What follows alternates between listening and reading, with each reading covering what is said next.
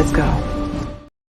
Hello, Comics Leaguers! Welcome to Comics League Dark, the new show on the Comics League YouTube channel where we talk about the week in pop culture. So joining me today, let's bring in the group of gentlemen that will be joining me. First up, we got... Not impressed. JJheat, were you impressed with the news stories that we got this week? Hell yeah. I was very impressed. And then we got the other dude. I am Phoenix! Nick! What's up, dude? What's up? So our first topic, a little movie was teased as part of Netflix's upcoming slate. Rebel Moon, baby. And for those of you that don't know, by the way, Brown Destroyer summarizes it. Star Wars plus steroids plus R rating equals Rebel Moon. That's pretty much what it is. And by the way, what's up, Spider-Man? What's up, Sage? Medina says Rebel Moon is going to be awesome and DCU is going to suck. No, don't make assumptions. Come on, man. Let's not do this. Let's not do this right now. Let's at least hear James Gunn's slate. Then we can mock him. Let's hear it. I'm going to give his slate a chance, because if his slate comes out and it sucks, you better be sure we're going to rag on. We'll do a whole stream talk about the slate sucks. I promise you that. And our fingers are hovering over the mock button as we speak. Hovering, but we'll see what happens. The new DC hasn't made one thing yet. I think it's didn't exactly. Didn't do a quick segment interview with Disney a few days ago? What? Didn't The Rock do an interview with Disney a few days ago? Yeah, and he mentioned about how for right now they don't have a lot of plans for Black Adam, but there could be plans to do a version of it later. So multiverse essentially. Okay. And what's up, David? So we're talking about Rebel Moon. So for the longest time, I've said on this channel that if there's one IP that Snyder is ideal for, it's Star Wars, and he's a huge Star Wars fan. So when this got announced, because this, for those of you that don't know, fun fact, so so Snyder pitched a Star Wars movie to Disney and they turned it down. So he changed it a little bit, and that's Rebel Moon. Wait. I want to make sure I understand this. We got a Star Wars pitch from Snyder. It rejected. And Disney said no. And instead, we got Mystery Box and The Last Jedi. Yeah, exactly. We could have had a Zack Snyder star. Exactly, JJheat. There you go. We could have had a Zack Snyder Star Wars movie, but we're kind of getting it. And by the way, this is going to be in 2 parts. So technically, we're getting 2 movies. So that's no moon. Yeah. So it's the Rebel Moon. So the basic plot of this movie is that there is this isolated little world that's being besieged by this, basically the Empire. So Sophia Boutella's character, Cora, has to go around across the galaxy and assemble a team of warriors to help protect the town. Obviously, it's heavily inspired by the Seven Samurai, the Magnificent Seven, that type of stuff, because that's also Snyder's favorite movie. So when you merge these two together, it's of course this works really well. Plus, again, Snyder and Star Wars, baby. Hey, what's up, Tevia? Snyder and Star Wars. Super Sons yet? What? Did anyone else mention Super Sons? No. Hey, what's up, Sean Franklin? And by the way, Tevia, it's on HBO Max. Just want to tell you that right now. So Chris Pratt gave me Guy Gardner and Booster Gun. I could see him being Booster. I could see him being Booster Gold. Either of those would be decent, but I think he fits Booster Gold more. Yeah, we actually talked about that. And it's so cool because, first off, the wizard from Shazam is going to be in the movie. And what's up, other Comics League co-host?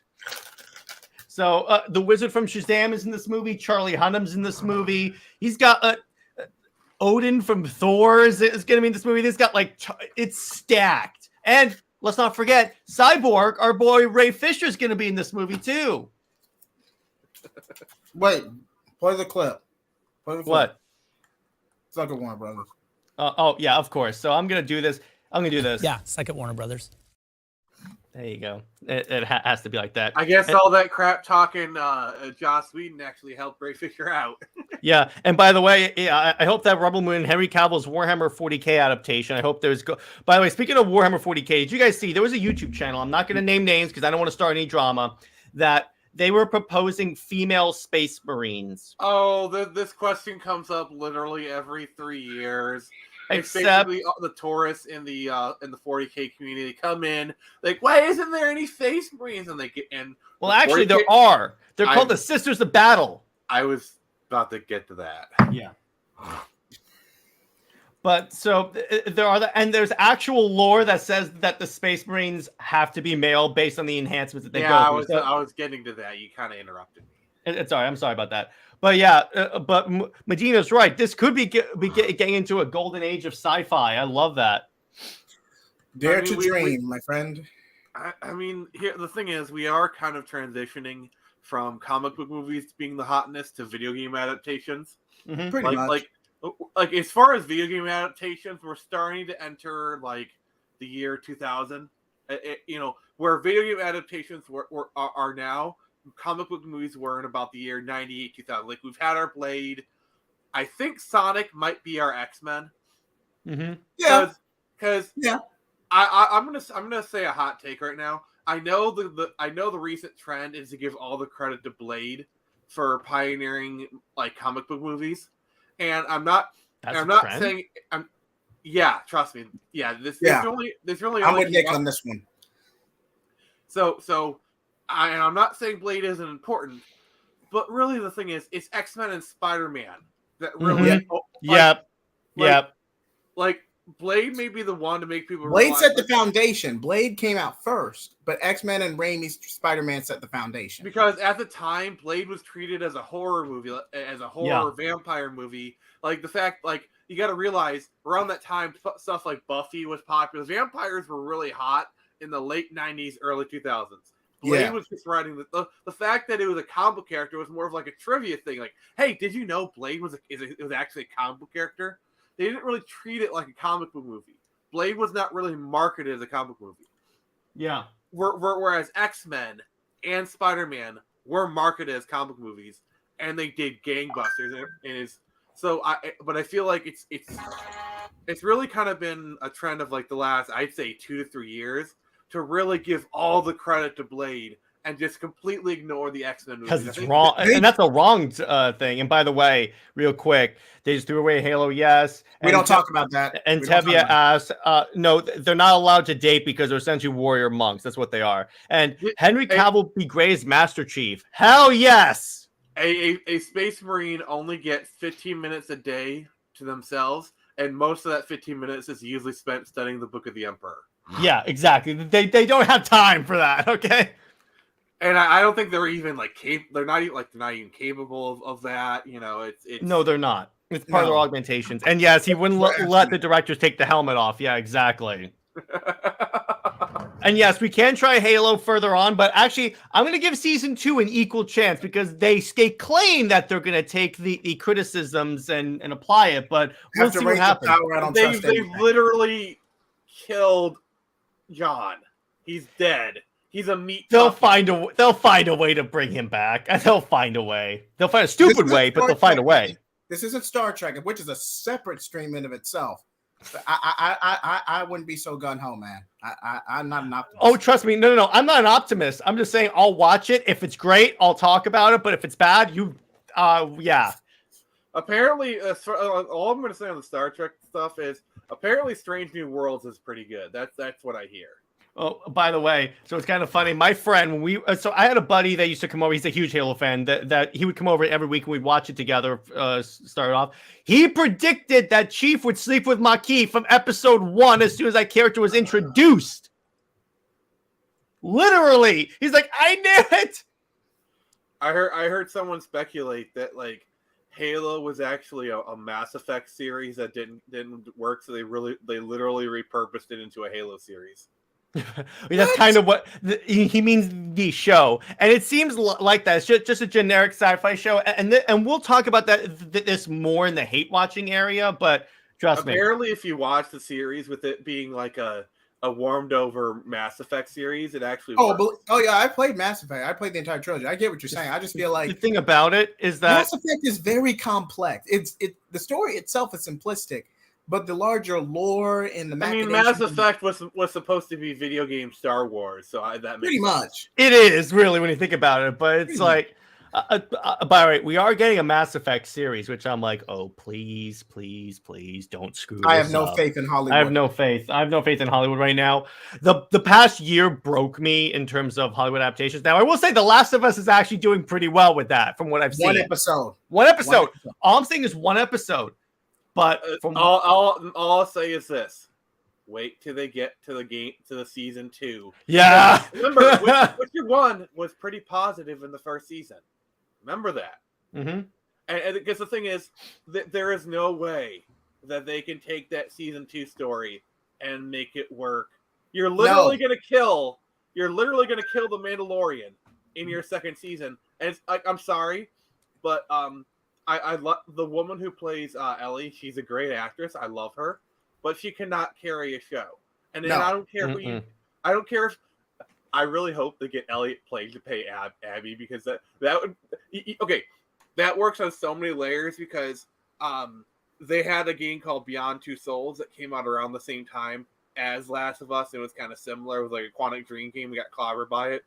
Yeah, and also there's like they said like, oh, Ellie is just made is just Ellie Page, whatever. I'm sorry, the names are confusing me.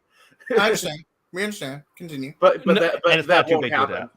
It's not too big to adapt. It could be done. You just have to care. No, what you could do, you don't have to adapt everything. You just have to adapt like a small part. Just follow one character if it's really that hard. And by the way, Mass Effect 1 alone.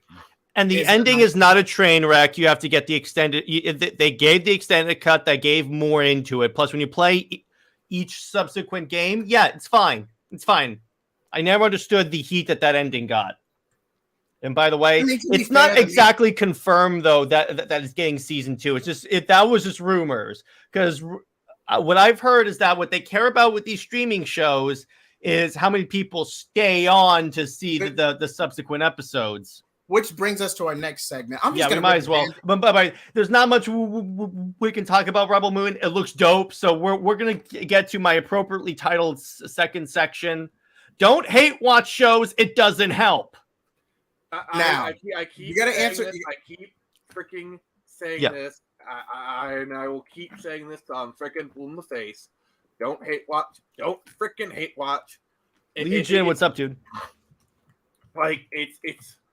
Like, what is the difference between someone who loves the show, they live stream their reactions to it, they do hour-long recaps of it afterwards? What's the difference between them and a person who hates the show and literally does an episode talking about how much they hate the show and do an hour-long recap episode about how much they hate the show? Literally, at that point, you're a fan. Because here's the thing, though. Yeah, because here's the thing. I get from a certain perspective, I get it, because you're going to make content to talk about whether or not if people should watch it. But what you don't realize is that you're essentially giving the show free marketing, and people are still going to see the show because they're going to be like, I have to see if this is really a train wreck or anything like that. That's what happened with Velma. Which in of itself, I'm just gonna rip the Band-Aid.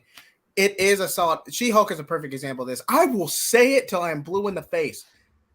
What you saw in the MCU, okay, Legion, okay. What you saw is nothing like that. Yes, she breaks the fourth wall, all that, but She-Hulk is actually endearing. She cares. She's not a narcissistic twat. That's long tangent. That's Captain Marvel. But anyway, toxicity had to go somewhere. I'm going to be really blunt here. I'm going to piss some people off.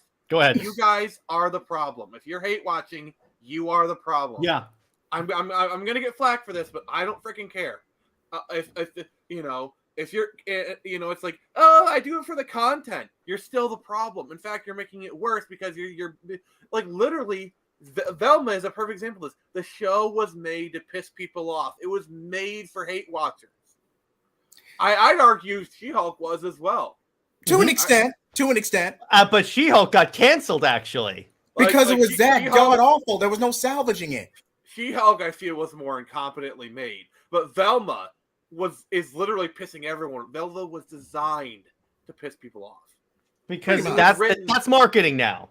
It is, and it's been the marketing for like the past like 5 to 10 years. And I've been talking out against this since like 2015. But no. Like I've literally been in comic book groups where they suggest hate marketing. And I rail against it and I get flagged for it. I will play devil's advocate. Scooby-Doo, although we have nostalgia for the whole Hanna-Barbera cartoons, the Cartoon City, early 2000s, and then that is my personal favorite. But as much as we have as much nostalgia, Scooby-Doo as an IP is a corporate afterthought. But if they want to keep the rights to the IP, they have to milk a product out once every few years. And when was the last ongoing Scooby-Doo product we had? Mystery Incorporated from 2017. Mm-hmm. So they already need to make some new content. And they had God, I can't pronounce her name. Mindy Kaling, thank you. Mindy Kaling's pitch. We don't know the full details, but from what we've seen from the final product, all they did was just try to sprinkle the Scooby-Doo IP on top of it. That's your show. We keep the IP. I don't think it's that, because like they literally outright own. It's not the fact that they license Scooby-Doo. It's like they own.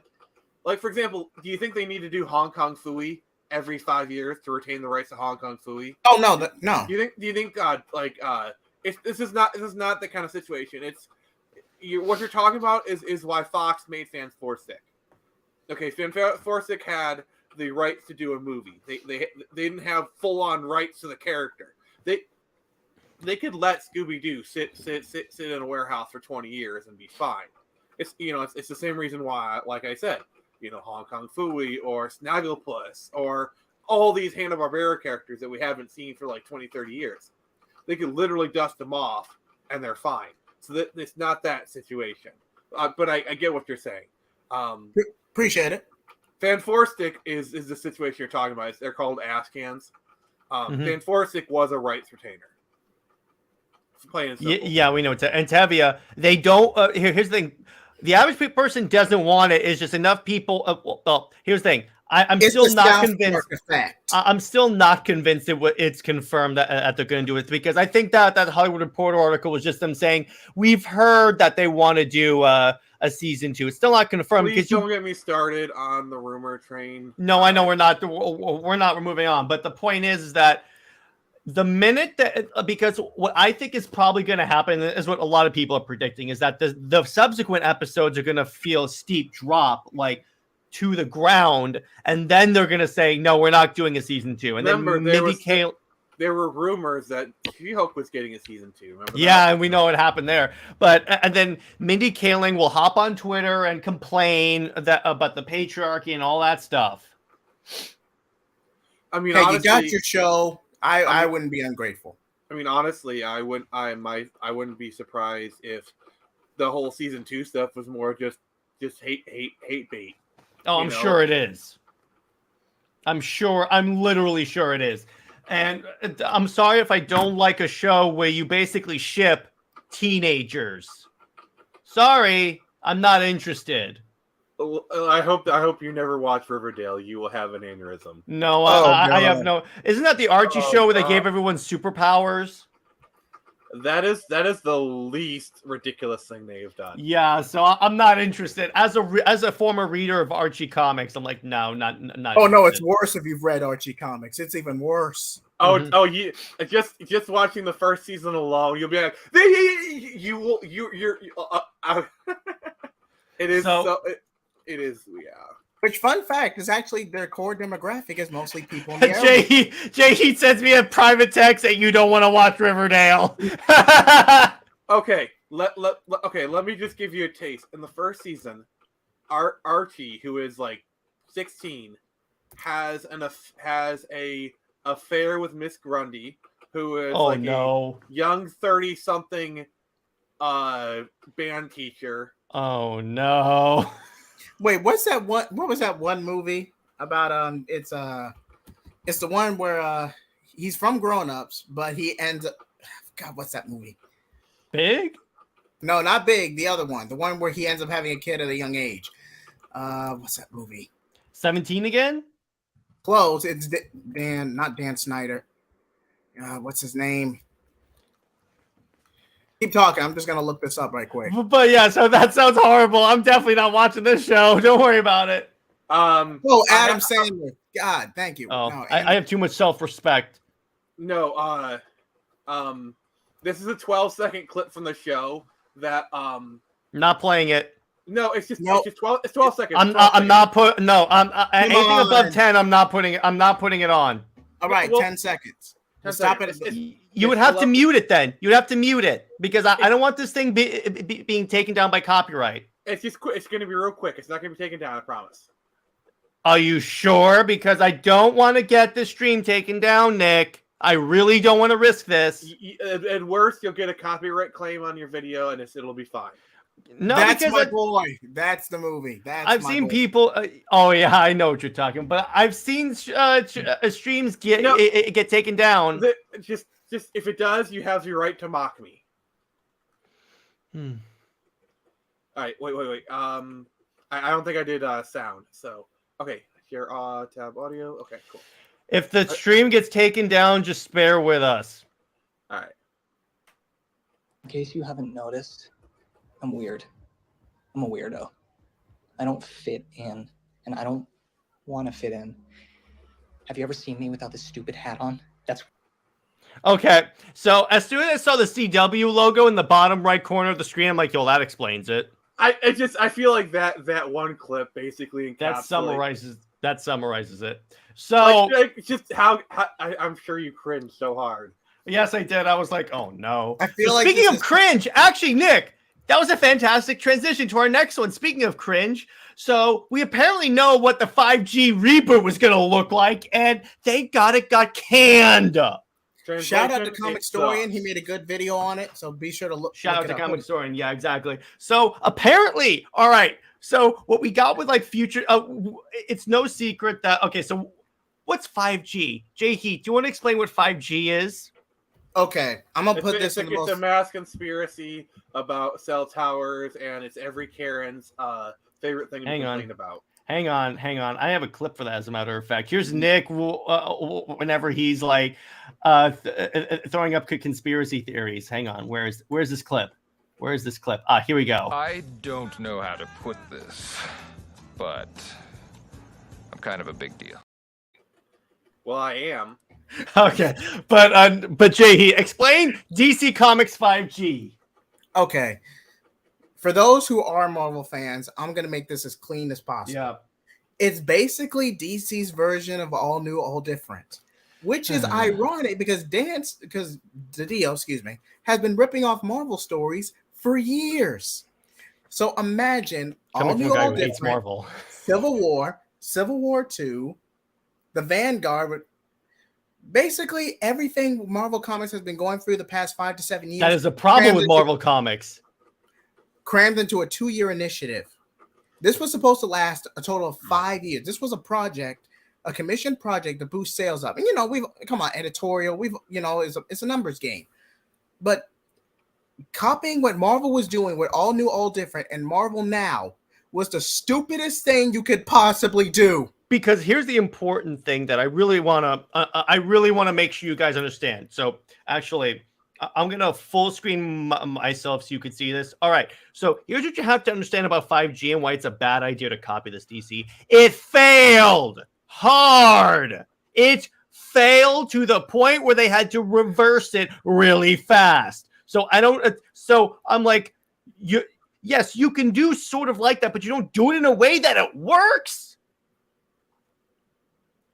End of my tirade, but my point is that when you read this, because okay, so let's discuss a little bit of the story. So it would have been Superman is losing his powers and retires with Lois Lane to Africa. Okay, you would have had the Future State Justice League. Okay, you probably would have, and rumor has it you would have had a male Wonder Woman. I'm being very politically correct with what I'm saying here. John would have still been buying all that stuff. Infinite Frontier is supposed to be 5 years. Yeah, Infinite Front. Basically, everything we have seen from Future State to now is basically the dregs of 5G, apparently.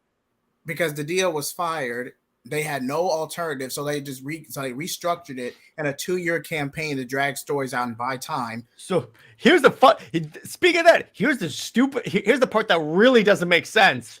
So all of the problems, guess what? If all the problems that we've been complaining about for the past 2 years have been due to them, have been just part of 5G, imagine what would have happened if they actually implemented 5G, because it was a 5-year plan, I believe. And by the way, Brown has the answer. Bring back the 2000s writers into DC Comics, or even the 90s. Bring back the people that actually had talent. Yeah, but they're not going to work for peanuts. That's the biggest issue. Yeah, but the thing is, it's like, I'm reading this, and it is the most moronic thing I've ever... It's basically, exactly, it's all new, all different, but it's done even worse than all new, all different. Because here's the thing. They weren't even, because yes, they would have done like still like Elseworld stories with like Superman, Batman, Wonder Woman, the ones that we all like, but in the main continuity you can't do that. You just cannot, and it's particularly when you're trying to get the movie universe on, and because DC likes to have like their stuff be synonymous, be like. It's bad synergy, basically. Yes, it is, and why not Metropolis or Small? Exactly. That's the other thing that's kind of stupid, right? Why doesn't he just go to Smallville if he wants to retire? John and Damian fight each other. Oh yeah, to rub in on the Super Sun, to rub salt in the Super Sun's wound right there. Oh my gosh! I think they were trying to turn Damian to Magneto. It was set up in the Adam Glass run, the death of Alfred. It was a big thing. And fun fact: the next Batman was actually going to be Luke Fox, not Jace. That would have been better, but still, I was like, why not stop with the mantle swaps? Those don't work. If your characters are getting, they desperately want to, like, Batman is like that one character. They desperately want to make Batman black. They want to make him black or gay so bad. Yeah, they even started to like hint at it in like books that are talking about Batman's past. I'm like, stop it! Stop trying to do your crappy fan fiction. Go back to Tumblr. But also, for the go ahead, record, Nick. I don't care that Batman Batman eats Kitty. Like, seriously, who cares? Oh, yeah, of course. And thank you for censoring yourself. Thank you. And then they were trying to have John Kent become Professor X and Damian into Magneto, which, again, copying Marvel, but just doesn't. And it's just the most crap. Why? That doesn't make sense. I don't know. It's the crappiest. I don't know. It's the okay. Here's what I know from the articles. It's basically they were trying to rip off Injustice. Damian feels abandoned. He goes back to the Al Ghul. He restarts Leviathan, trying to rebuild from the League's collapse after Batman and the Outsiders defeated Raish. And then John and Luke team up to defeat him. It's basically, it would have been Clark and Bruce versus the entire DC universe. I mean, Damian becoming the next Ra's al Ghul is literally a story thread that they can just tug on anytime they want. Exactly. And David brings up a good point. Mantle swaps are confusing for new readers. It's like it's a way to lose money. Yes. Now, let me be clear. You could do like Elseworld stories where like Damian becomes Superman, but I mean John becomes Superman. But really, and the way DC is doing it now is really dumb because that they're having 2 Superman, 2 Aquaman, 2 Batman. No, there should only be one person in the mantle because when the person shows up at their local comic book shop and goes, "I want to be Superman," which one? What do you mean, which one? Here's the thing about mantle swaps. They both need to make sense and they need to be permanent. Because remember, Flash is a perfect example of a mantle swap character. They've done it successfully twice. Because Barry Allen is the second Flash. And then after Crisis, Wally West was a Flash for literally 20 years. 25. Because they killed him. Yeah. And I'd argue that if they would have stuck to Dick Grayson being Batman, it probably would have been fine. It would have been fine because people liked it.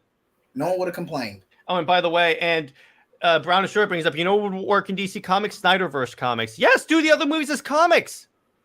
Honestly, that's I still maintain we're going to get those eventually. What, Nick? I still maintain we're going to get Snyderverse comics eventually. Like, yeah. Let me put it this way. Of the options to see Snyder continue the story, this is the most likely because there's very few barriers to this. If we can get a Batman 89 comic and like all these other different types of things, if we can get a comic book based off of the original draft to George Lucas's script, I think a Snyderverse comic is very possible.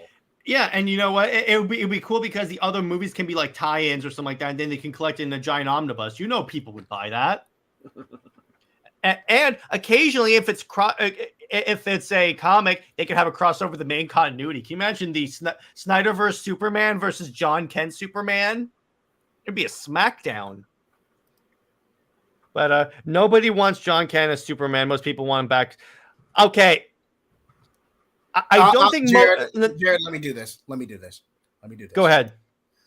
I feel you, Tevia. I do. But with the way they marketed John and propped him up, it's not going to happen, man. And Tevia, what facts are you using to back up the most people want that? Sure, a lot of people have rejected the age up and arguably Tom Taylor series because it was boring, but that's a separate conversation. Mm-hmm. You could argue they rejected the age up itself, but not to justify retconning or removing it. You're talking about two different things. Yeah, and plus, again, and Kenny Johnson brought up a good point on this. He says too much has happened for them to just even invalidate that. And the only way that they could really do it is invalidate because they're not, because let me put it this way. Let's say they bring him back as like an evil Superman. They're not going to do that because then they make the LGBTQ Superman the evil character. Don't tell DC that, but that's all.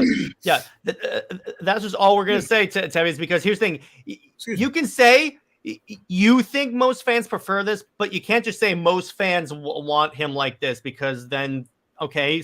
Based on what? I need to see actual statistics for you to say that. I will play devil's advocate. The release of Battle of the Super Sons did give John some momentum. But even then, it wasn't specifically marketed to John in relation to John because you're talking about essentially two versions. What's the best? And actually, there were people who wanted John Kent to be the teenage one in the movie. So that's all I'm going to say on that point, I think, right now. But let's move on to our next topic. All right, so now we're going to have a little bit of fun here. Okay. We're going to talk about who are the best and worst. Dan Slott. The best and worst creatives the best and worst creators in comics. Whether or not now you can pick from any era, it doesn't matter. And by the way, my worst five. All right, Dan Slott. Wait. There's always a way to make Earth 3. Dan Slott. Well, Tevye, they're not going to do that because they can't have the LGBT John Kent come back from an evil Earth. They're not going to. The optics on that is horrible. They cannot do that. It's bad PR. Let me this way. They don't have the balls to do that. If EVS were in charge, he'd do it. I guarantee you he would. Oh, he wouldn't care. He would not care. But I'm saying as it works right now, it's not going to work. So the way we're going to do this, we're going to start with worst creatives. And my number one worst creative is Megan Fitzmartin. Absolute from all time periods, David. You can do it from any time period. I want to expand this outward because honestly, if we do only modern, we're gonna have mostly worse creatives. I would have to say post fall when Bendis fell off, he fell off. Oh yeah, it's just I just finished the first trade of Ultimate Spider-Man, and I'm like, where the hell was this Bendis? Arguably, his last great Marvel event was like Siege. I think Siege was like a 4-issue mini, if I remember. Yeah, but it's like it was really good, and I'm like, what? Yeah, of course we know you don't like Bendis. Well, like this way, as opposed to Superman, no one likes Bendis. You know what's getting funny? I have yet to see someone defend Bendis as Superman. Don't worry. As much as a contrarian as I am on this, I'm not going to do a video defending Bendis. Actually, I may have to for the April Fools. They actually have to do that. Early Ultimate Spider-Man is really dang good, and I will defend that. Oh yeah, that's what I'm saying because I'm reading. I just got done with the first trade of Ultimate Spider-Man, and I'm like, oh my gosh, this is so good. Now we all agree Bendis fell off, but you have to. But Oh, Brown Destroyer just dropped a really hot take. Back Crave in his Just Imagine take. Okay. I'm going to say this. Stan Lee, while important and a very important figure in the history of comics, has a heck of a lot of flaws.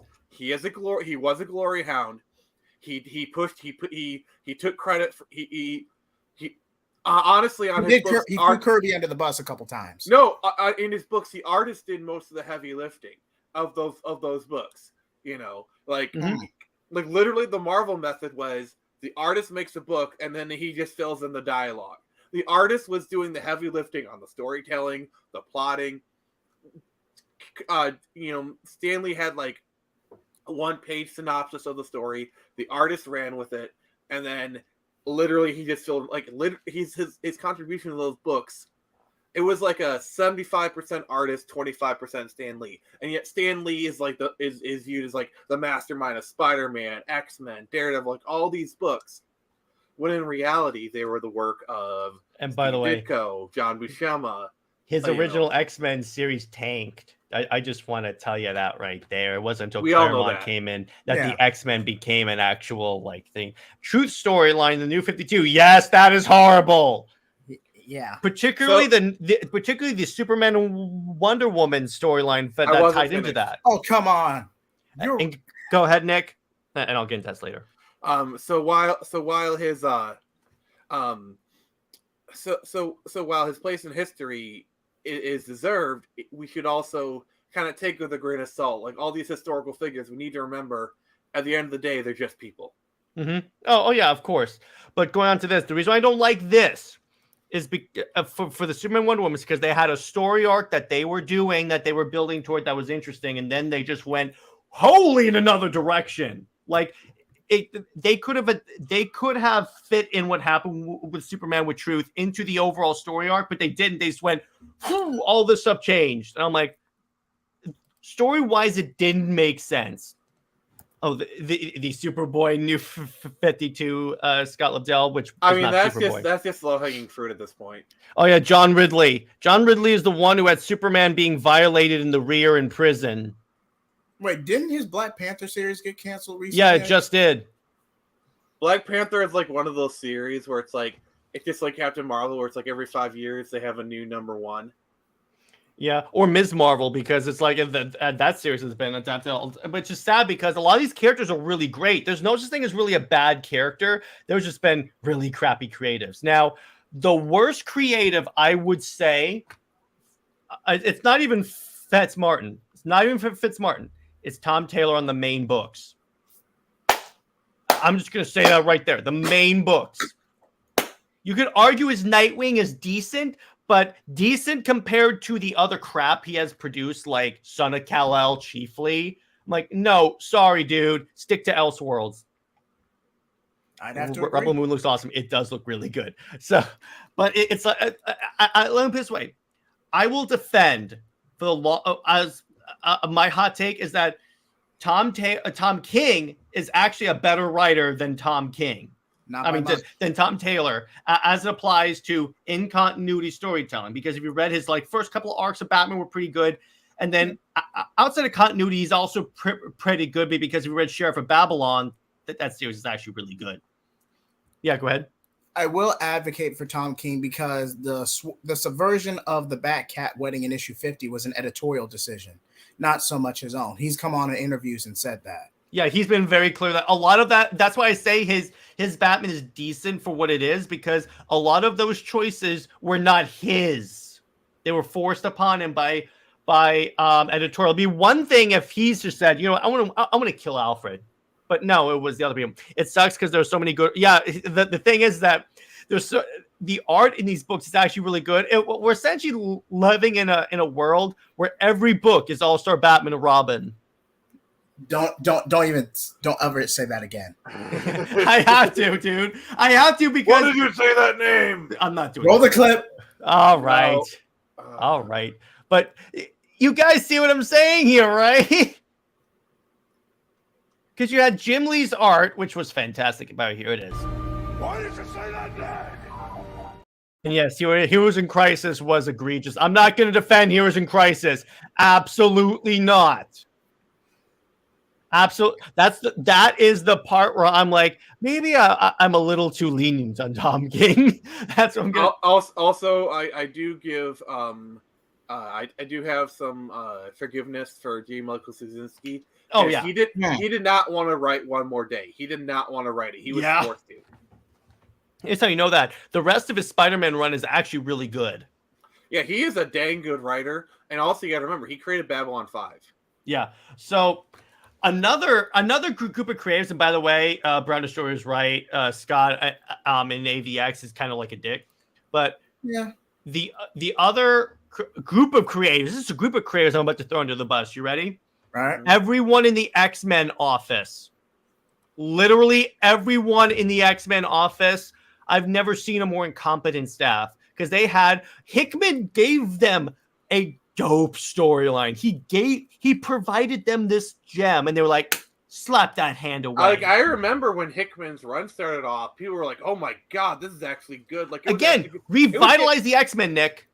People are talking about the X-Men honestly for the first time in I'd say like 10-15 years. Yeah, House of X Powers of 10. I did a review on it. It's one of my favorite X-Men books of all time. And then it started off pretty decent. He was building to, because what you have to understand about Jonathan Hickman is that he plays the long game. What he does is that he starts off a story and then he starts to seed all these little points that may look random and like they're holding down the story, but eventually they build and then you see, okay, that had to happen for this to happen. It's like the same was his Avengers run. That's why I say if there's one writer I want to come to DC and write Justice League, it's Jonathan Hickman. I think he'd do a fantastic job with Justice League.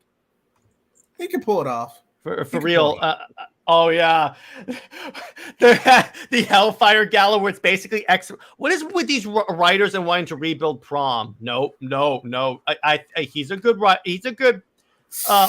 to a certain degree. He's mixed. Future's End. Oh, don't get me, because the thing about Future's End, here's what you have to say. Comic Historian himself said it. Comic Historian says, okay, the overall story is amazing, but they stretched it out too much, put a bunch of other crap in it, and it just went. It's like the Clone Saga. I was just about to bring that up. But the Clone Saga is like 5 omnibuy in length. That's when you know your story's a little too bloated. Clone Saga is literally the poster child for like story that got away from you, because like that thing was actually meant to be like 1 year. It was actually supposed to be a 1 year event. Yeah. Like honestly, the initial idea was actually pretty cool. Like they bring back a storyline from the 70s, and they reveal that like Spider-Man, he's actually the clone. You know, it's kind of like a Wrath of Khan situation. It could have been comic books Wrath of Khan. Yeah, but like they messed it up. And Dave brings up a really good point. Tom King can be decent, but he's done far too much damage to characters. That's gonna be his legacy. Unfortunately, he's right on that. Isn't he writing a Danger Street series where it's the agent, Ice, and Guy Gardner love triangle? I have no idea. And then Zeb Wells Spider-Man. Yeah, I've heard that. That is not good. Now I'm gonna tell you my favorite creatives that I'm reading right now. Donny Cates and Ryan Stegman on Venom. Yes, I did get the omnibus.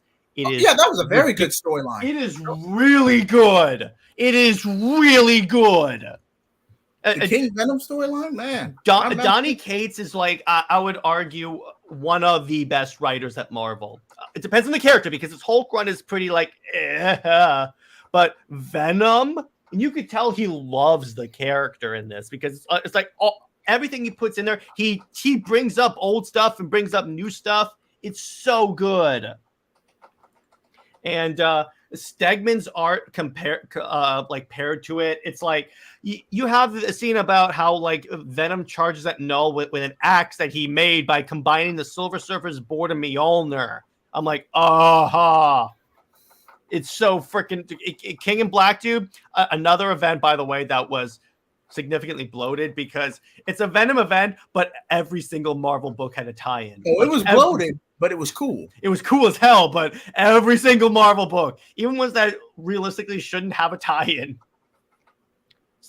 So the Dave the Impaler says Alan Grant and Norm Bayfogle are great and very underrated Batman creative team. Oh, great duo. Chuck great Dixon duo. and Graham Nolan. We got to mention those two studs. Yep. I got to get Graham Nolan on the show because I've had Chuck Dixon, but That'd be pretty cool. All right, Now, Grant Morrison and Andy Kubert, that was a good story too. It's a bit of a slow burn, but by the time as you build more into it, and then you get to Batman Inc., man, it really takes off. All right, well, if we're talking about ones we love, I got to give a shout out to Marv Wolfman.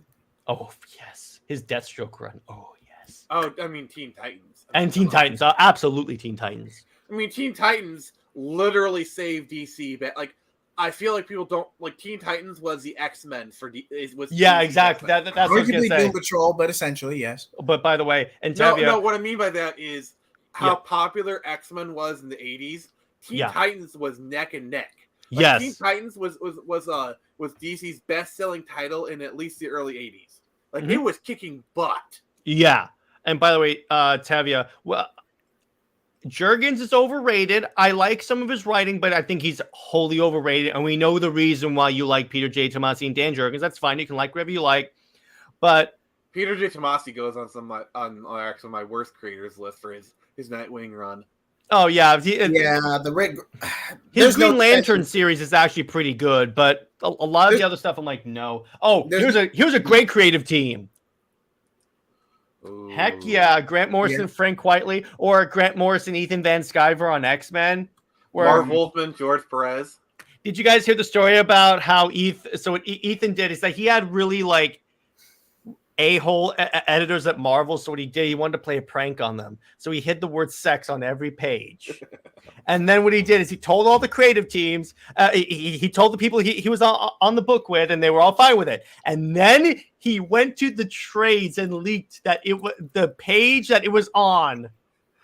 Oh wait! I thought he did it like in every book for like a year. He hinted it. He did. He hinted at it, but he actually hid the word sex. And then he went in the trades in the comic book like magazines and told them where it is. and he did it like a year afterwards, so it's like they're all out there, so they can't recall it. Yeah, and Brown, I may have to bring up the clip again, but still, the art is good. Again, the art is good. Oh, Jim Lee and Jeff Johns on Justice League. I read the initial run of Batman All-Star, and it's like, it's not that bad. I think people are just clowning. It's one of those things where it's like it's popular to hate on something. Like, I like it, honestly. I enjoy the storyline for what it is. If you want to, let me put it this way, that storyline fits for that universe, for that version of Batman. I actually like everyone's Batman. an asshole in that universe. Of course that this works. Yeah, I actually like, the more Dick, Dick Batman. Also, like snot-nosed punk Robin. It's just it kind of works. Who am I? I'm the goddamn Batman. That's what I was getting. Mark Wade's World's Finest is great. Yes. Oh wait. Yes. Wait. Mark Wade, Alex Ross, Kingdom Come.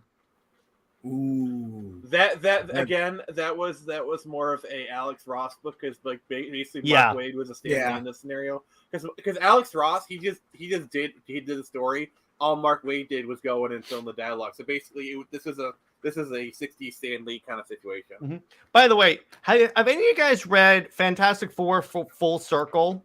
Yes. Yes, it is so good. Alex Ross, written and drawn. And by the way, Dan Mora, I hope, continues to get work because that dude is talented as hell. He's the artist for World's Finest, he did all the posters for Dawn of DC. Oh my gosh, that dude is a killer. Now, we've talked about him, but let's talk about the other great. He's good too. What? Who? Gleb Melnikov. I probably butchered that.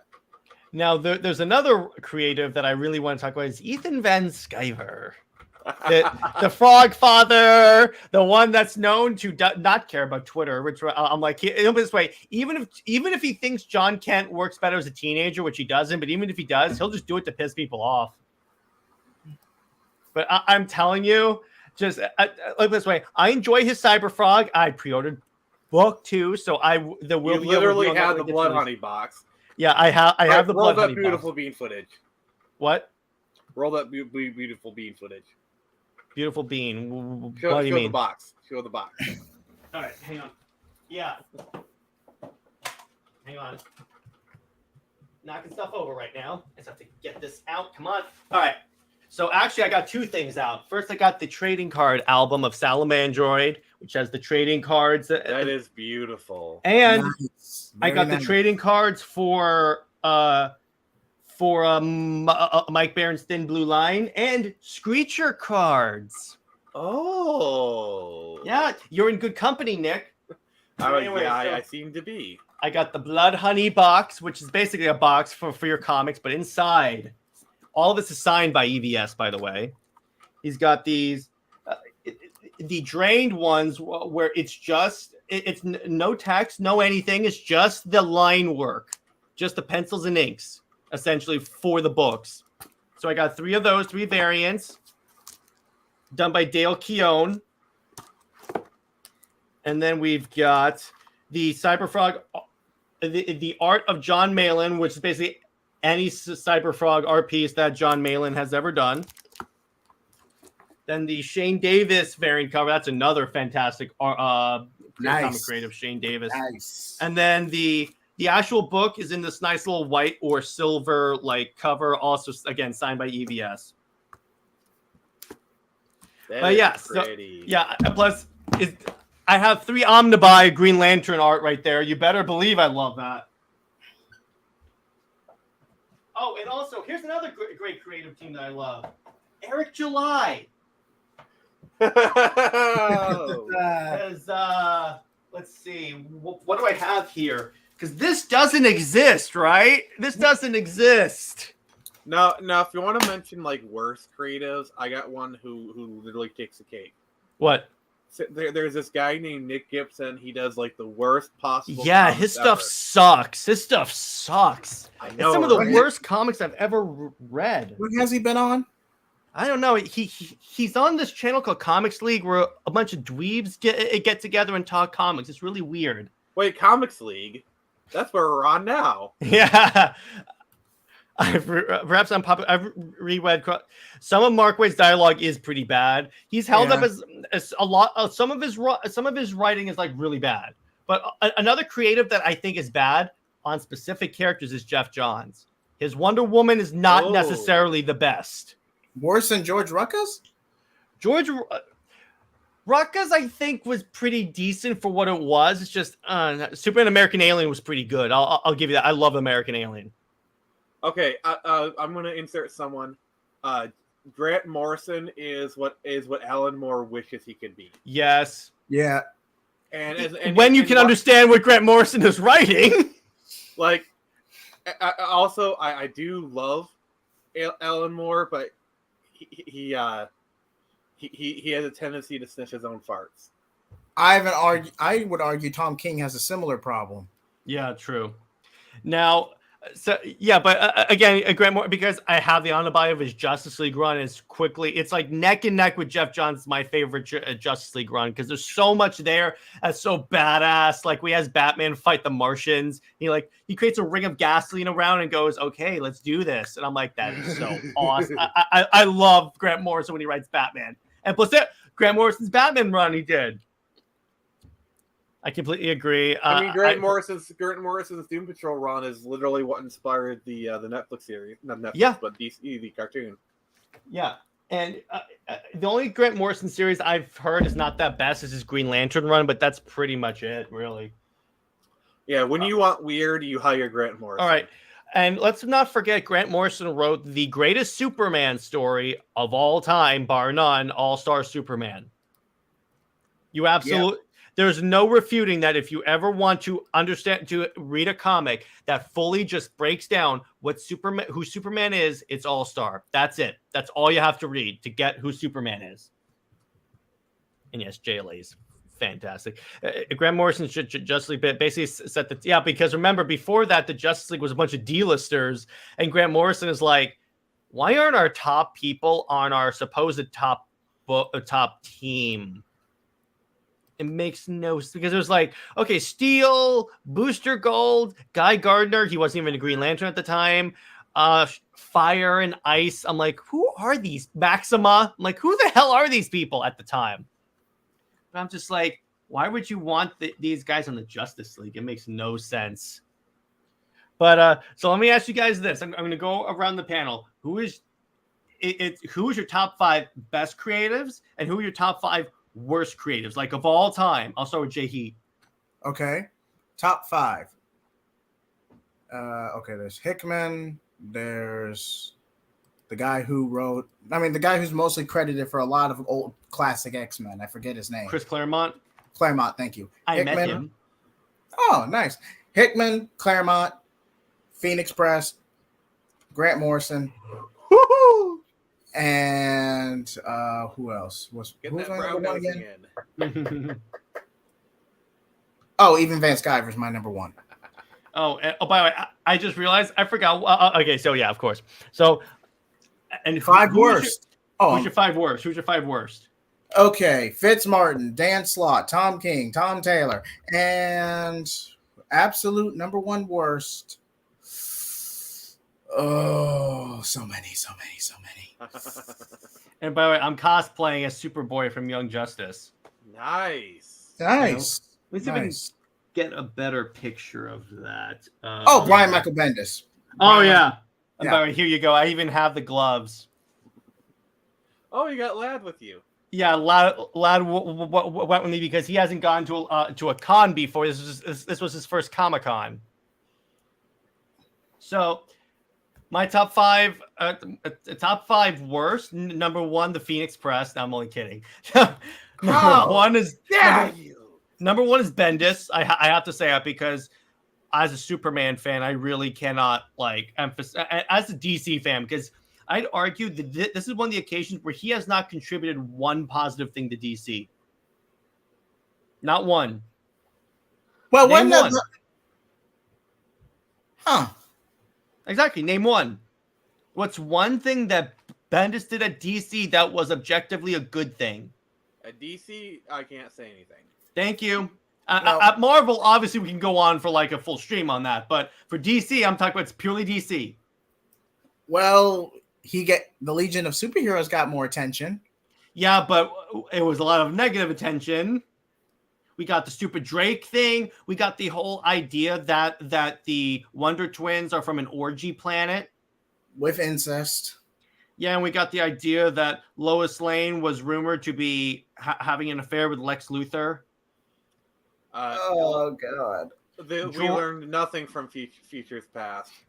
I know, it was so stupid. And Jor-El ended up being Mr. Oz and took John on an adventure and took Lois, by the way. A lot of that was due to Doomsday Clock being so heavily delayed. I don't know the larger politics in that, but Doomsday Clock was snubbed for 5G. That much I do know.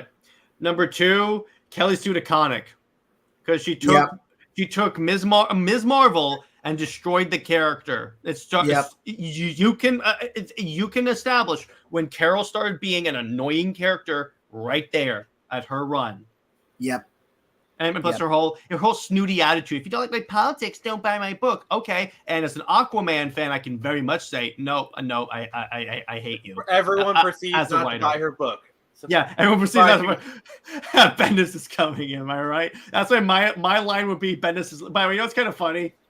I'm gonna say something, but so in the lead up to King in Black, they did an ad.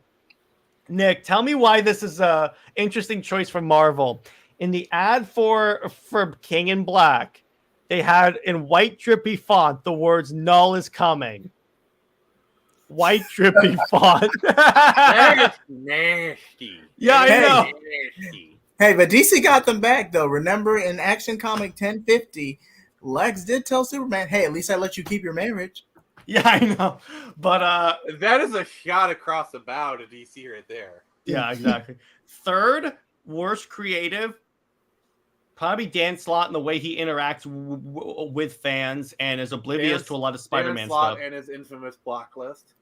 Yeah, and he and a lot of what he did on like Fantastic Four and stuff. It's not my favorite.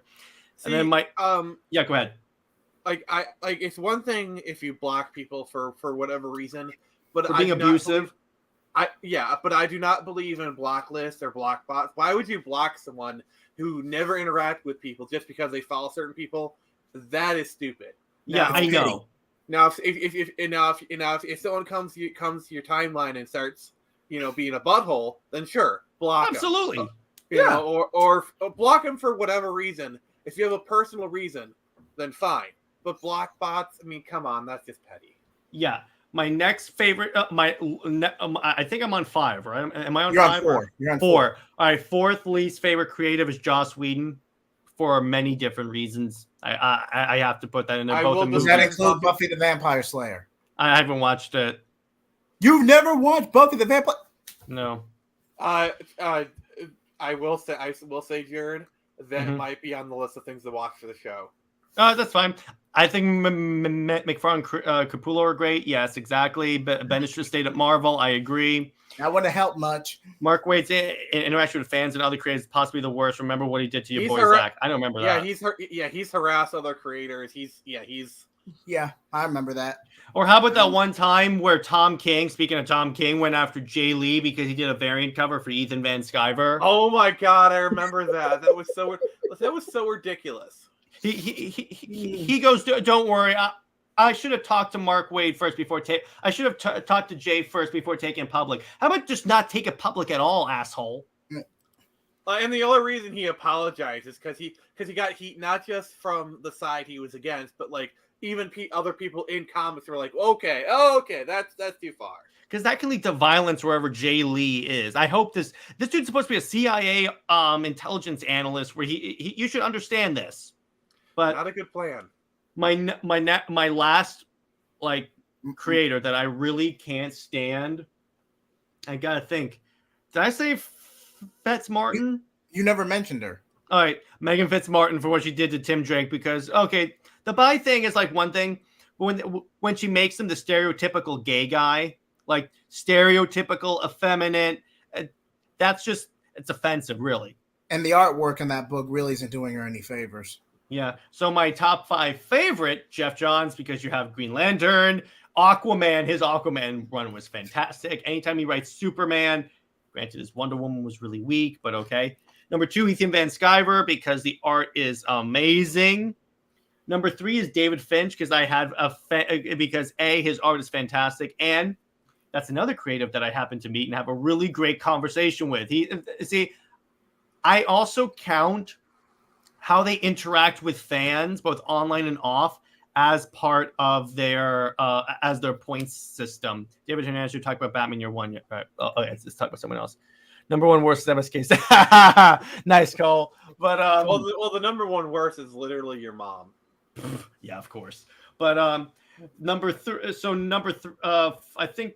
Am I on 4? Yeah, 4. Claremont, because you can't deny that dude has like fundamentally like defined the X-Men. Defined. Yeah. And I'd argue way more than Stan Lee ever dreamed of doing. Because the series was canceled under Stan Lee. Now, and then, number 5 is probably Hickman, because I like those long form stories. Plus, he's one of the few, because again, he's one of the writers where even though something may look inconsequential, it'll add to the story. He doesn't do anything unintentionally, is what I mean. Honorable mentions are Donny Cates and Ryan Stigman, because you can't say no. And then Dave says early Buffy, Firefly, Serenity, Cabin in the Woods are probably the only things I've liked from Joss Whedon. Never liked his comic book work. Okay, thank you.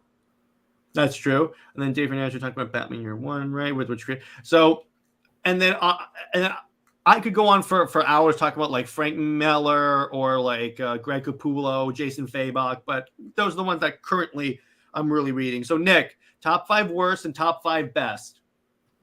All right, so top 5 best. Let's see here: Chuck Dixon, of course, Marv Wolfman. Mm-hmm. Jared Luth. Just kidding. Not yet, because the book hasn't come out yet. All right, so I got 2. Todd McFarlane. Oh yes. Yeah, you got to have him. Let's see here. I'm trying to think here. Scott Snyder. Oh yeah. It's just something about Snyder's and how they interpret comic book characters. I love it. Particularly how they do Justice League stuff. It's amazing. Yeah, I know, right? I should get the omnibus for Scott Snyder's Justice League and put it right next to my DVD of Zack Snyder's Justice League and call it the Shelfo Snyder. Okay, and then Mike Turner, and then some honorable mentions go to John Romita Jr. and Did you say Silvestri? Silvestri, I'm putting that on there. As far as the worst, number one is Gail Simone. Even though I liked a lot of her early stuff, like her Birds of Prey, her Nightwing stuff, I really like it. It's really good. But she's really gone downhill, and her Twitter, she goes after a lot of people on Twitter too. Yeah.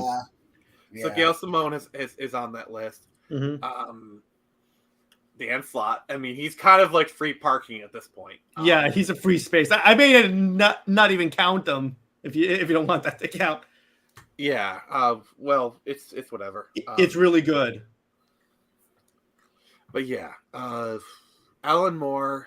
Again, honestly, this list could be like artists that I used to like, but now no longer do. Add Bendis to that list. I'm trying to come up with ones that you guys haven't done before. It's kind of difficult. Here's another one that I could have mentioned, but again, it depends. Mark Millar, because remember his Ultimates run, we had Scarlet Witch and Quicksilver. We don't speak of it. I'd actually put Mark Millar on the good list because he is low key one of the most successful comic book creators of modern times. Because look at he is the He's got momentum. He is the Nicholas Sparks of comic books. Mm-hmm. And the point what I mean by that is like Nicholas Sparks and his books get adapted so quickly that like they get their movie rights while the book is being made, and you get that with Mark Millar, where he has so much stuff that got adapted, and not just his comic book runs, but like literally his indie stuff, like Kingsman, Wanted. I'm sorry, I'm trying to blank, but you know what I'm saying. He has so much stuff that's been adapted. I mean, heck, Fan Four Stick is based off of his run of Ultimate Fantastic Four. But obviously, the book is better than the movie. Yes. But yeah, I agree with you.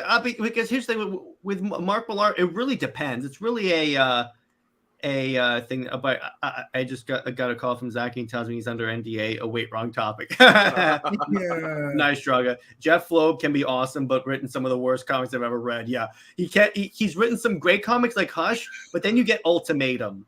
Mixed, very mixed. Yeah, you never know what you're gonna get with Loeb. Loeb is DC's Liefeld, basically. Yeah, I mean, we have Long Halloween. That was him, and it's like, Liefeld's a good example because you have like, Loeb. Yeah, go ahead. No, but you have the first appearance of like Deadpool. You have X-Force #1, which I have signed by Rob Liefeld, and then you have like his Captain America art where the head that's infamous, where the chest is like barrel chest outward, like the proportions are all off. And I'm like, okay, it really depends on the character he's drawing, I think. Another thing to note about Loeb is he was heavily involved with like the TV stuff. Like he was heavily involved with Smallville. He was literally the Kevin Feige of the Netflix verse. Can you imagine if they brought Jeff Loeb instead of James Gunn to run DCEU? I think we would be in the opposite situation. Yeah. Yeah, I gotta agree with you on that one. I don't think it would have been that much better. But let's see. So I'm gonna pose the question in the chat. Oh, he was also a swiper. Wow. I'm gonna pose the question in the chat. What are some of your least favorite creatives? Let me put it on that.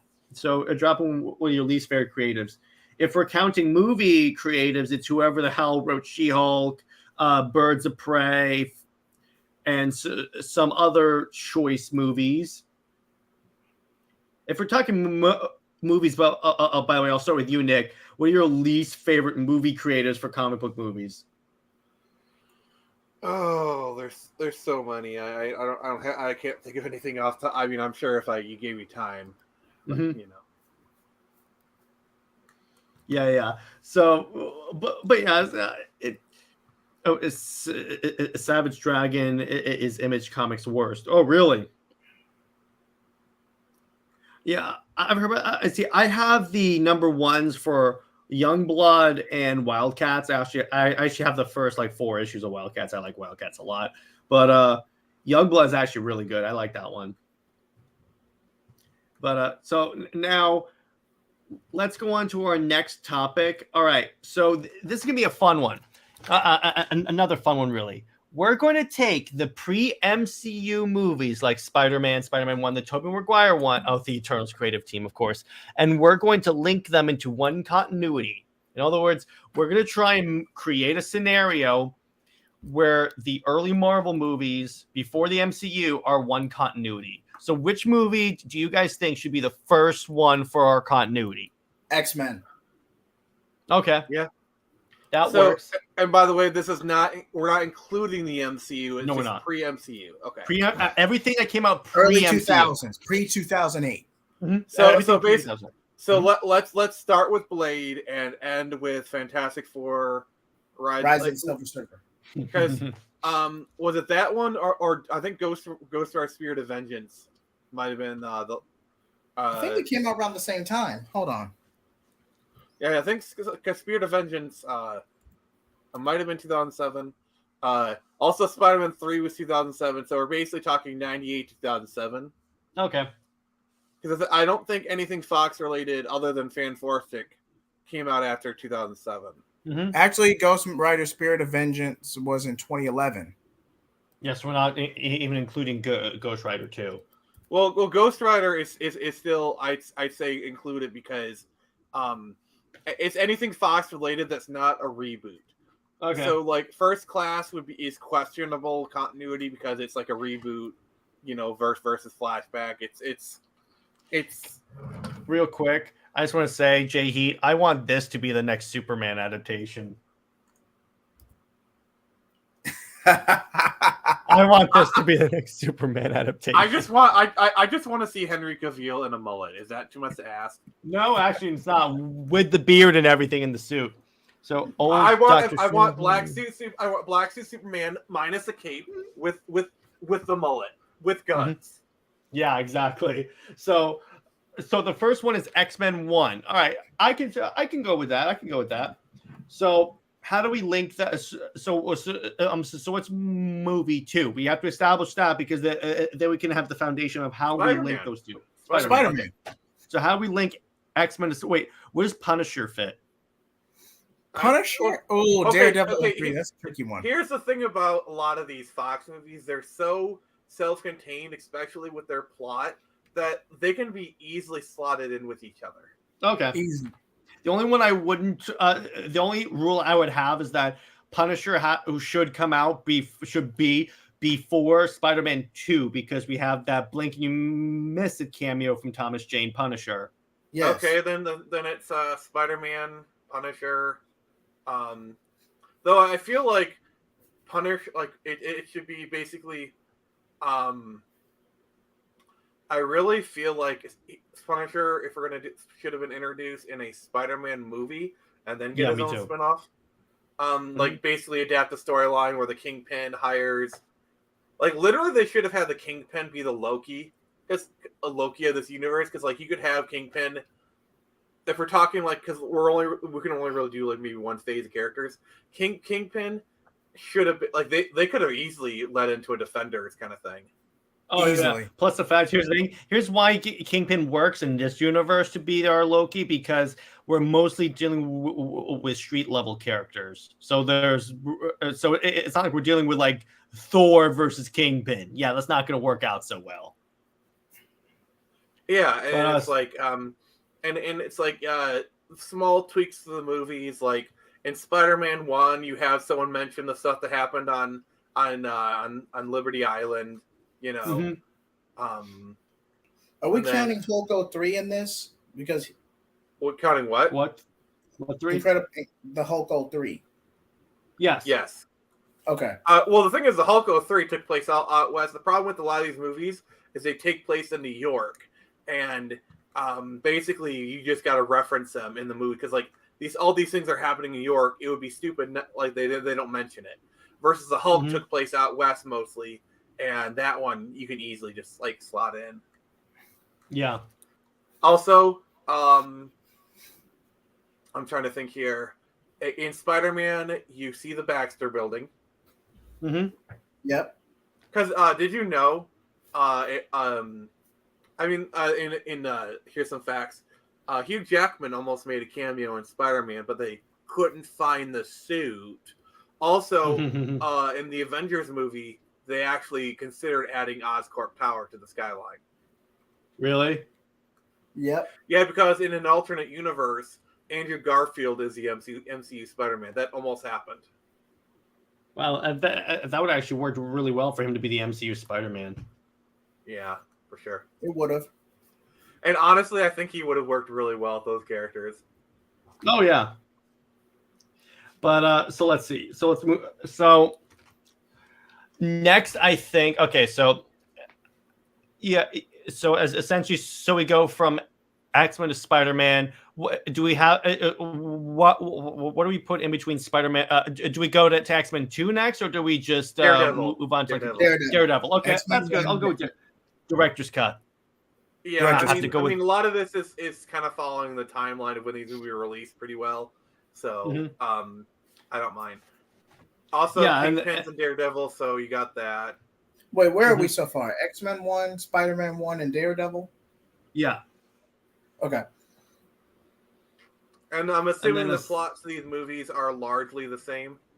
Largely, yeah. The only thing we would change is put in like some connective tissue.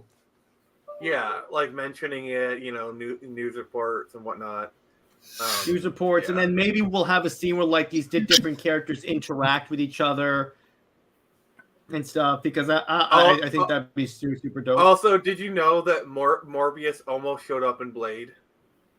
Like, yeah, I know. There's a deleted ending where Morbius shows up. Just imagine if they'd done Morbius in like 2000 Blade 2.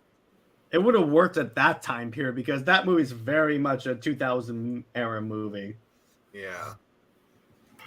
And then we could have shown up and gone, it's Morbin time. Please, no, I never want to. No, stop. Yeah. All right. I won't do it. You guys are no fun. But so then I think it would go to.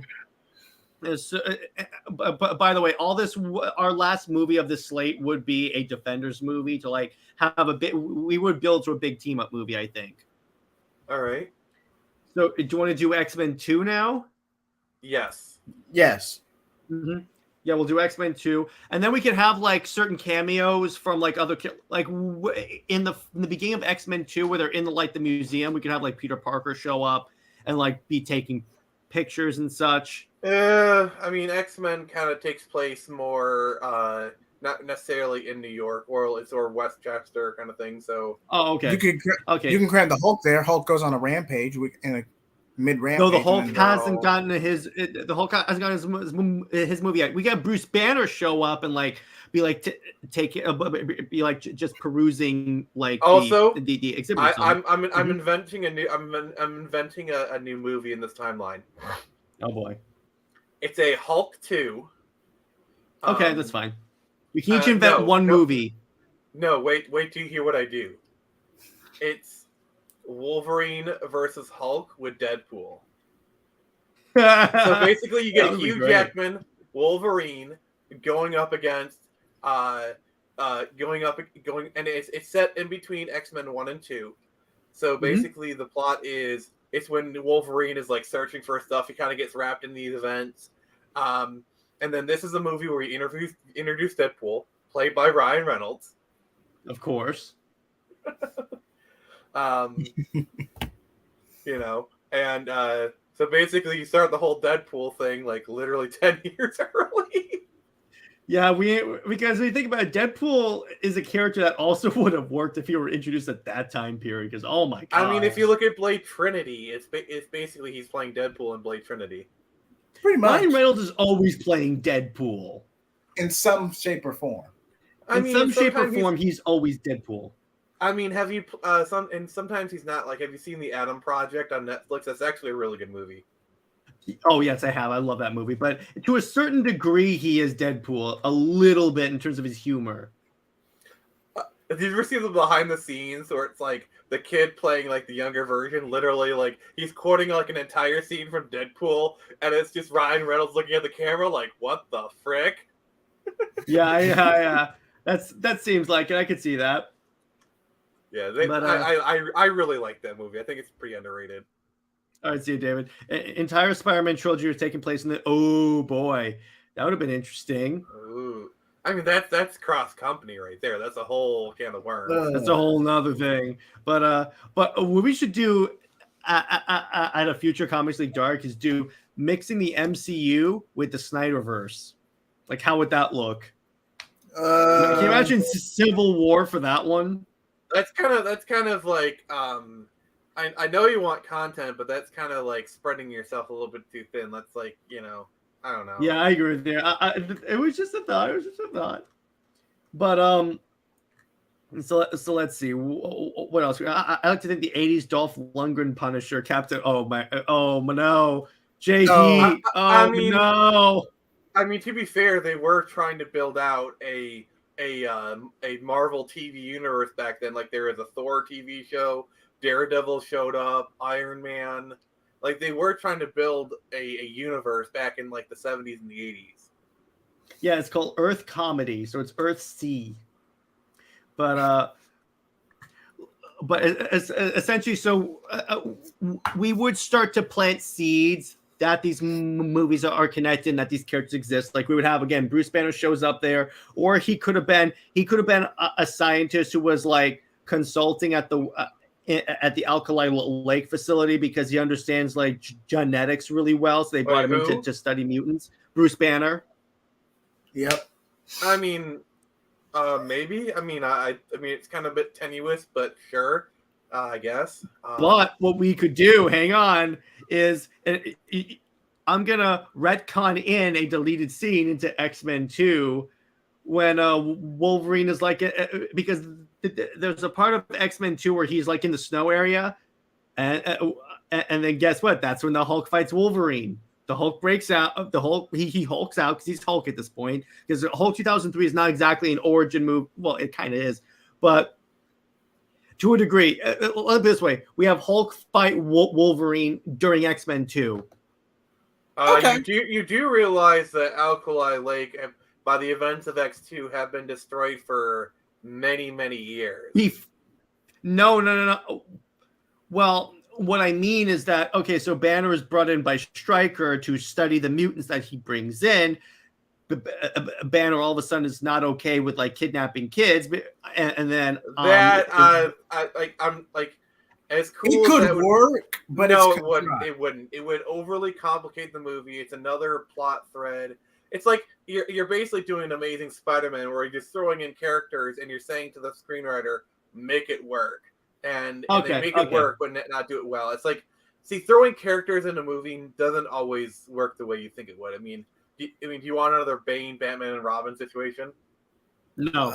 Okay, that's a good idea. So let's leave the Hulk out of this. He can come in at a later movie. So then we get, so it's essentially X-Men 2 happens. Jean's dead. All the craziness happens, and now and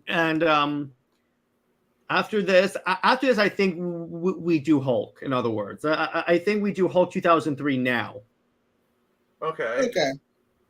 And then basically, I would have Hulk 2 come out 2005, 2006, and that would be your Wolverine, kind of thing, with Deadpool. Yes, of course. Because I feel like that kind of movie, you could introduce Deadpool and make it work. I think because like that one, it's probably more self-contained, Mm-hmm. It could have been in Hulk 2003 where Xavier and Cyclops visit and invite him to the school, but he declines, similar to the Ultimate Comics. True, that would have been interesting. Hulk really isn't a mutant, though. Mm-hmm. No, but he's a geneticist too, particularly in the Ultimates, because in the Ultimate Comics it was all about genetics. So I get what you're saying. that would be kind of like a throwaway cameo saying, "Oh, Bruce Banner exists in this world." But Bruce Banner is not genetics. He's gamma radiation.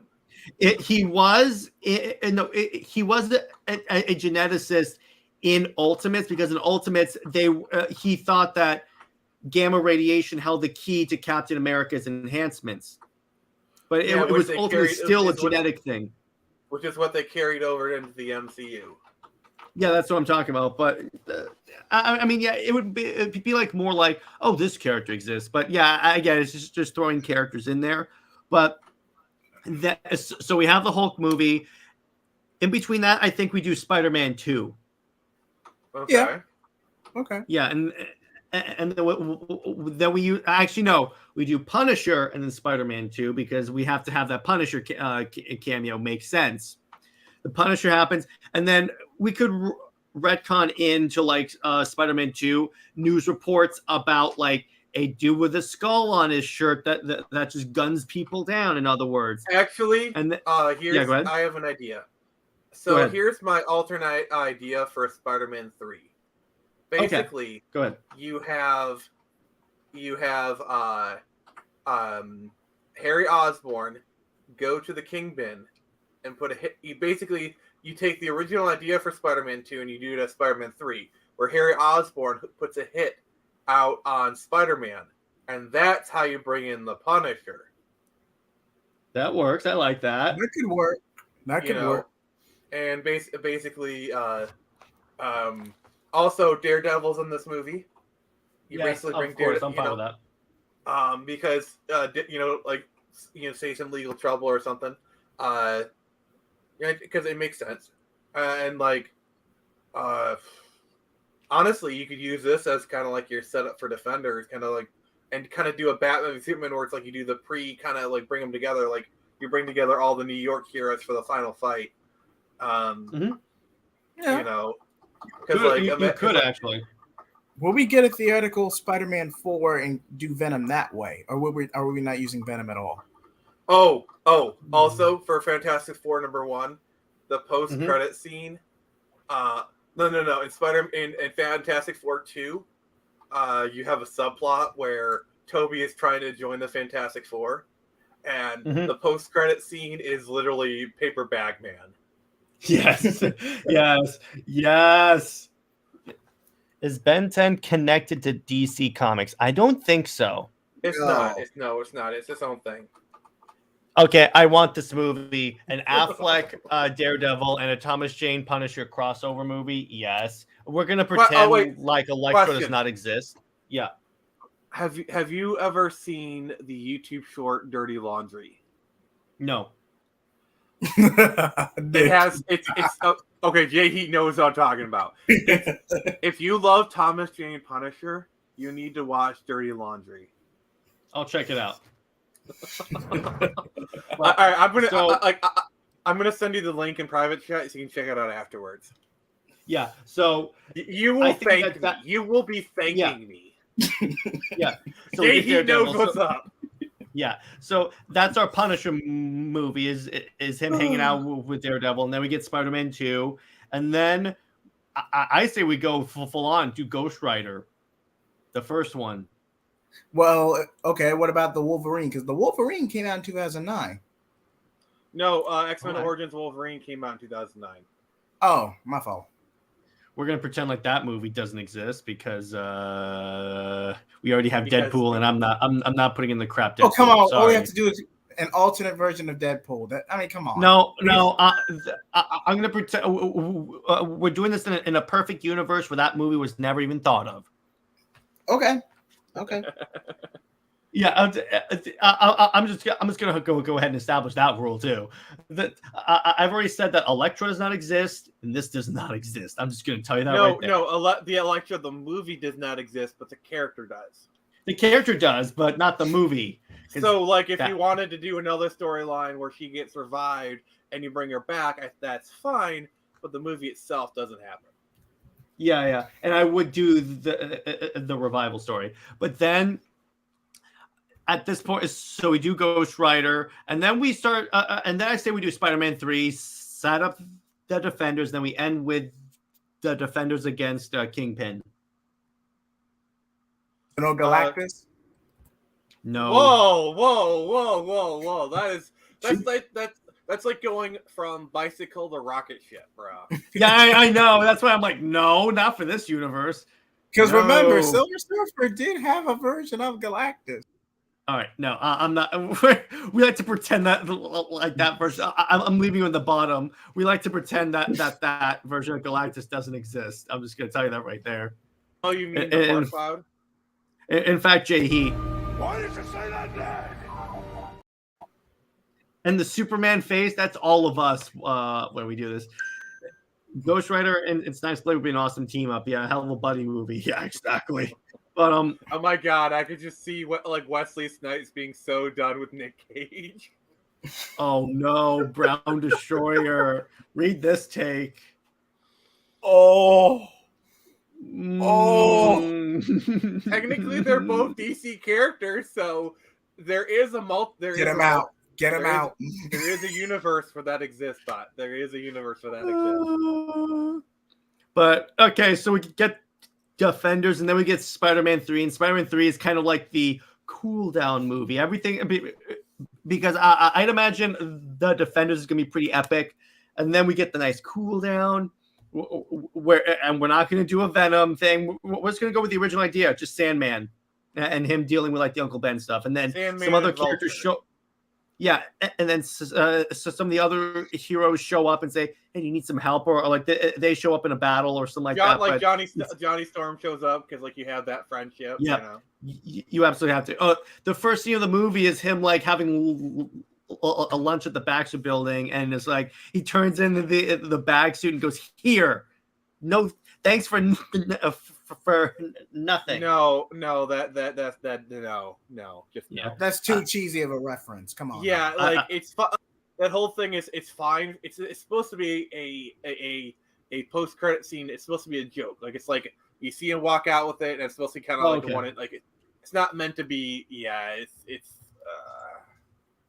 And then Dave the Impaler says, "I always heard you could see the outline of the real Galactus in the cloud." Well, let me see that.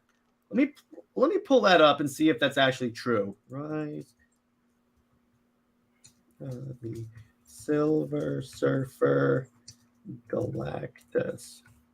All right, so let me see if I can see the actual outline. I mean, you could kind of. I mean, here's the best we have.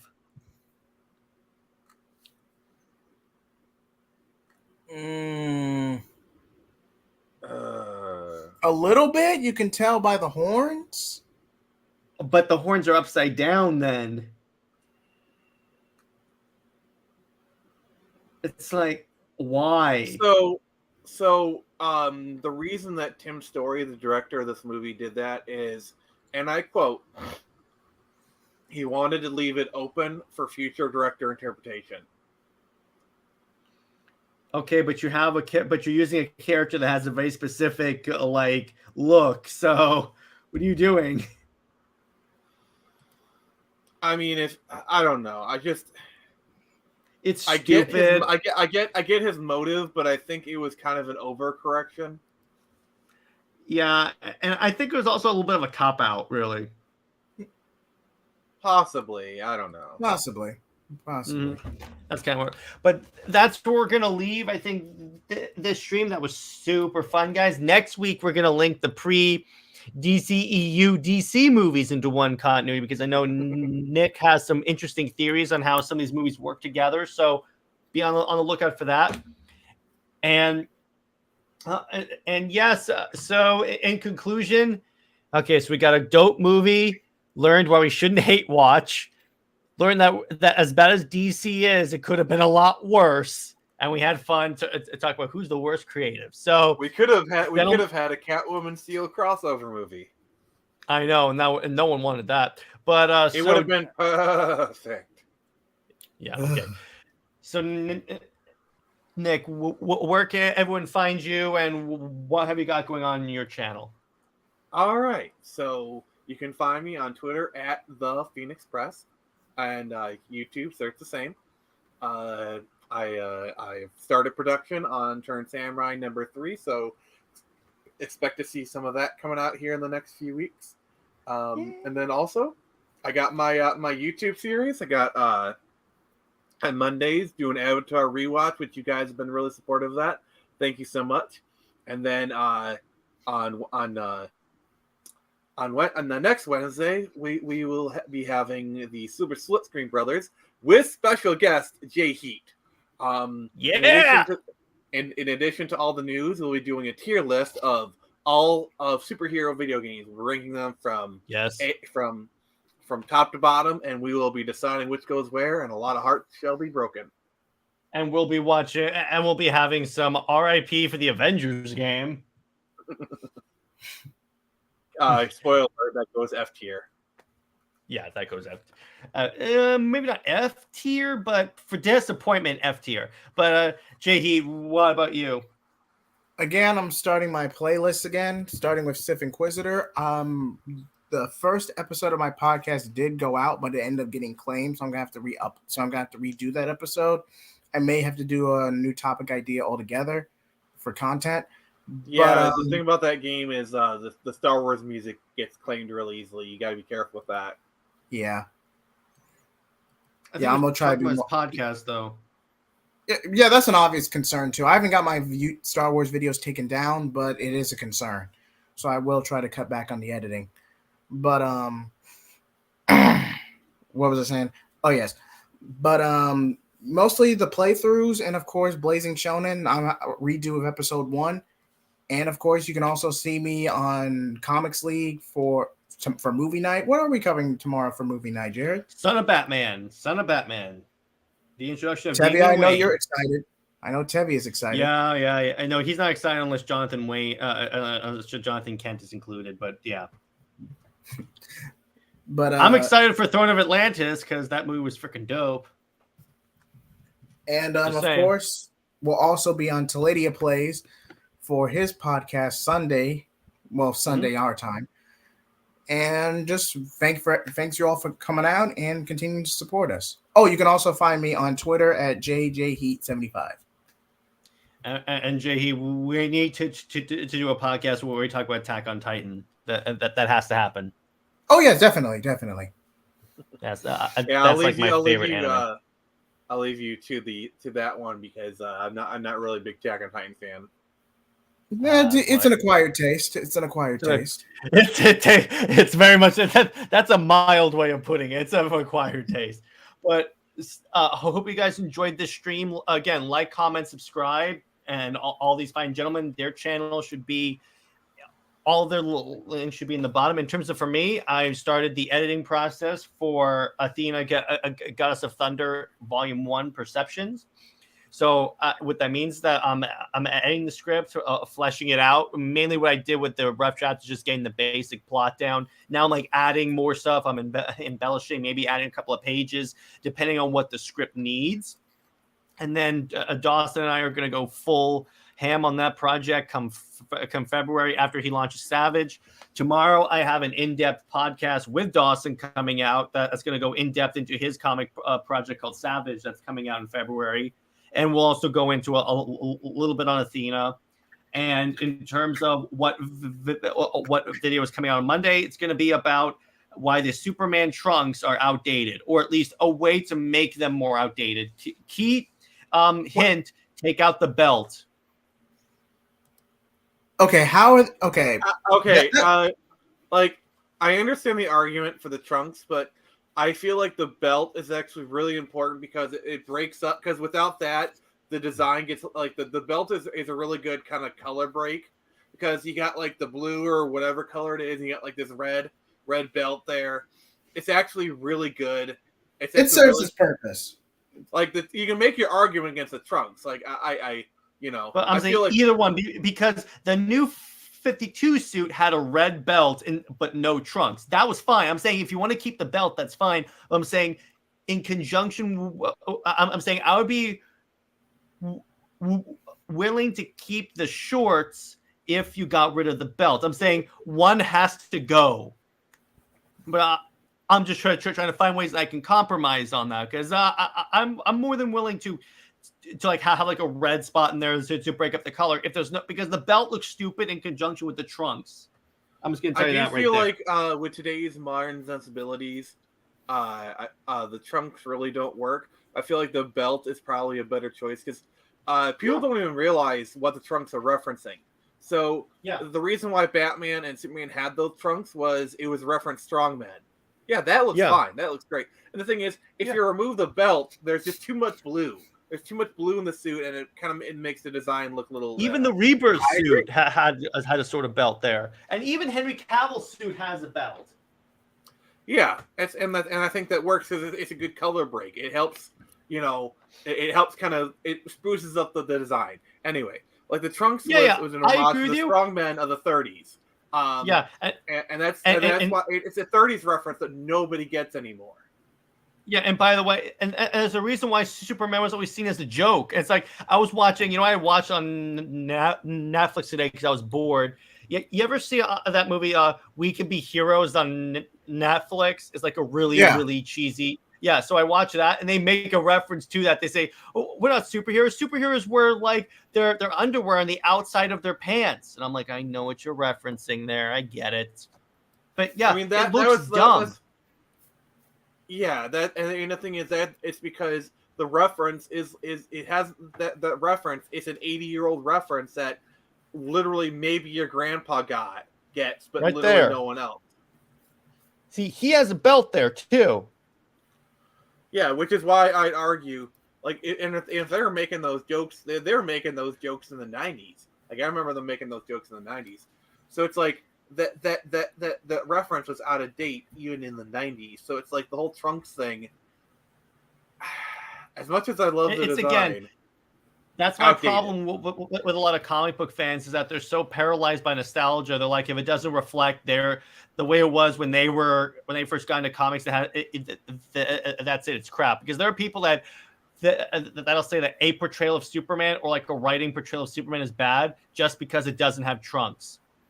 My opinion is evolution is fine, but when you radically change a character where it's not even within the spirit of like the character, because like trunks or no trunks, it's a design choice.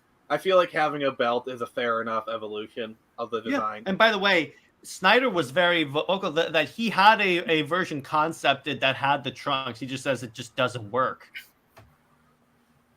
But go on to that. It's fine to have your characters change and evolve because you have to change with the audience, unfortunately. But you have to keep to the spirit of the character, and that gets into like Snyder's Superman. Say what you want about his actions, sort of, but he was in the spirit of Superman, particularly the Superman of the time period. If you read like the New 52, I agree. But that's beyond the point. I've kept you guys up long enough.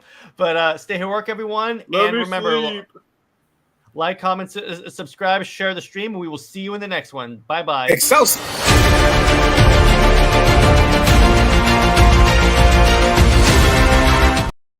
Wait.